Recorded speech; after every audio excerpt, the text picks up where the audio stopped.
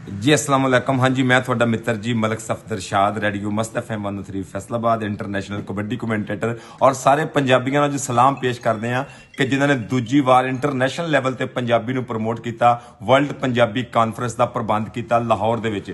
ਜਿਨ੍ਹਾਂ ਵੀਰਾਂ ਮੋਢਾ ਜੋੜਿਆ ਸਭ ਨੂੰ ਸਲਾਮ ਪੇਸ਼ ਕਰਦੇ ਆ, ਕਿਉਂਕਿ ਲੈਂਦਾ ਚੜਦਾ ਬਲਕਿ ਸਾਰੀ ਦੁਨੀਆ ਦੇ ਪੰਜਾਬੀ ਉੱਥੇ ਇਕੱਠੇ ਹੋਏ ਸੀ ਔਰ ਸਾਰੇ ਆਰਟਿਸਟਾਂ ਨੇ ਪਰਫਾਰਮ ਕੀਤਾ ਔਰ ਪੰਜਾਬੀਆਂ ਦੀਆਂ ਮੁਲਾਕਾਤਾਂ ਹੋਈਆਂ। ਬਹੁਤ ਚੰਗਾ ਲੱਗਾ, ਅੱਲਾ ਜਾਣਦਾ ਕਿ ਪੰਜਾਬੀ ਪ੍ਰਮੋਟ ਹੋ ਰਹੀ ਆ, ਆਪਣੀ ਧਰਤੀ ਨਾਲ ਆਪਣੀ ਮਿੱਟੀ ਦਾ ਪਿਆਰ ਕੀਤਾ ਜਾ ਰਿਹਾ। ਔਰ ਇਸੇ ਤਰ੍ਹਾਂ ਸਾਡਾ ਵੀਰਾ ਬੂਟਾ ਸ਼ਾਕਰ ਪੰਜਾਬੀ ਜ਼ੁਬਾਨ ਦਾ ਰਾਖਾ ਵੀਰਾ, ਇਹਦੇ ਅੱਖਰਾਂ ਨੇ ਵੀ ਬੱਲੇ ਬੱਲੇ ਕਰਾਈ ਹੈ ਉੱਥੇ। ਇਹਦੇ ਗੀਤ ਨੇ ਬਹੁਤ ਸਵਾਦ ਦਿੱਤੇ ਨੇ, ਚਰਚੇ ਹੋਏ ਨੇ। ਸਲੀਮ ਅਲਬੇਲਾ ਸਾਹਿਬ ਨੇ ਪਰਫਾਰਮ ਕੀਤਾ ਔਰ ਗੀਤ ਬਹੁਤ ਚੰਗਾ ਲੱਗਾ, ਬਹੁਤ ਵਧੀਆ ਲੱਗਾ ਕਿ ਫੁੱਲ ਖਿੜੇ ਨੇ ਸਜਰੇ ਗੁਲਾਬ ਦੇ, ਰੰਗ ਵੱਖਰੇ ਨੇ ਸਜਣਾ ਪੰਜਾਬ ਤੇ ਸਾਡੇ ਸਿਰਾਂ ਉੱਤੇ ਪੱਗ ਸੋਹਣੀ ਲੱਗਦੀ, ਸਾਰਾ ਹੀ ਜਹਾਨ ਦੱਸਦਾ, ਜਿੱਥੇ ਮਰਜ਼ੀ ਪੰਜਾਬੀ ਹੁਣ ਵਸਦੇ, ਦਿਲਾਂ 'ਚ ਪੰਜਾਬ ਵਸਦਾ। ਔਰ ਇਹ ਪੰਜਾਬੀਆਂ ਦੱਸਿਆ ਕਿ ਦਿਲਾਂ 'ਚ ਪੰਜਾਬ ਵਸਦਾ, ਦਿਲ ਥੱਕ ਕਰਦੇ ਨੇ ਪੰਜਾਬ ਦੇ ਨਾਲ, ਪੰਜਾਬ ਦੀ ਮਿੱਟੀ ਦੇ ਨਾਲ। ਬੂਟਾ ਸ਼ਾਕਰ ਜੀ, ਪਰਵਰਦੀਗਾਰ ਤੁਹਾਡੀ ਕਲਮ 'ਚ ਹੋਰ ਤਾਕਤ ਦੇਵੇ, ਹੋਰ ਇੱਜ਼ਤਾਂ ਦੇਵੇ ਕਿ ਪੰਜਾਬੀ ਜ਼ੁਬਾਨ ਨੂੰ ਪ੍ਰਮੋਟ ਕਰਨ ਵਾਸਤੇ ਤੁਹਾਡੀ ਕਲਮ ਹਰਕਤ 'ਚ ਰਵੇ ਔਰ ਤੁਸੀਂ ਲਿਖਦੇ ਰਹੋ। ਔਰ ਜਿਹੜੇ ਵੀਰ ਇਹ ਪ੍ਰਬੰਧ ਕਰਦੇ ਨੇ ਇਹੋ ਜਿਹੇ ਇਵੈਂਟਸ ਦਾ, ਇਹੋ ਜਿਹੇ ਮੌਕੇ ਦਿੰਦੇ ਨੇ,